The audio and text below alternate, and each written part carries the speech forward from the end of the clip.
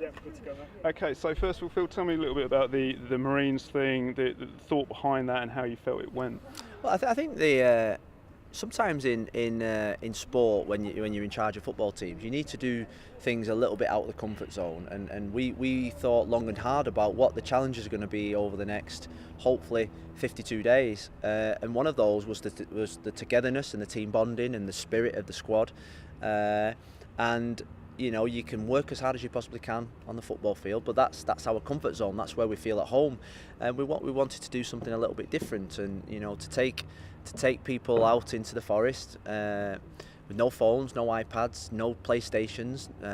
It is totally different for them. You can't phone home. You're not in contact with the rest of the world. You're living out in the open when there's only the birds, the bees, the trees, and the grass out there to share it with. And it was a wonderful experience where we swapped stories, we shared experiences, and hopefully when this journey's over, this road's over, that you can look back at that was one of the memories that we created.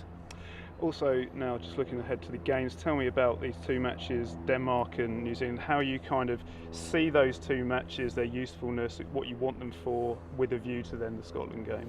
Yeah, well, I think careful consideration was obviously planning. First and foremost, we wanted good tests. We've got a team that was in the Euro final 2 years ago, and we've got a team that's qualified for the World Cup.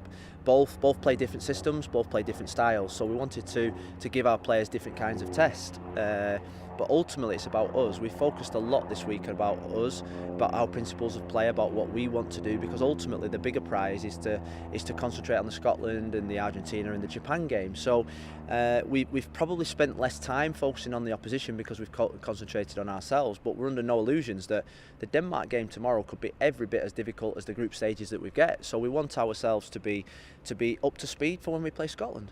Just a quick team news check. We know Carly Telford missed training. Any other concerns? Will she be fit for tomorrow? And also any other concerns? Carly, probably she took a little bit of a knock, so she'll probably be with precaution back training with us on Monday, Tuesday next week. Lucy Bronze and Tony Duggan won't be playing tomorrow because they played in a Champions League final 4 days ago. They've only had two and a half days off. Emotionally, their seasons go on longer. They've played more games than everyone else, so it's only the right thing to do to obviously rest them tomorrow. They'll be on the bench, and tomorrow we'll be giving minutes and opportunities to those that need the minutes, and those combinations that we need to practice for the World Cup. And also just quickly on something that was in the news last week, your name was linked with a Brighton job. Was there any contact from the club at all? No. Okay, so to move on to the sort of broader stuff, you've named just 23 for the World Cup now. The group's together here, as we've been talking about. Tell me, is this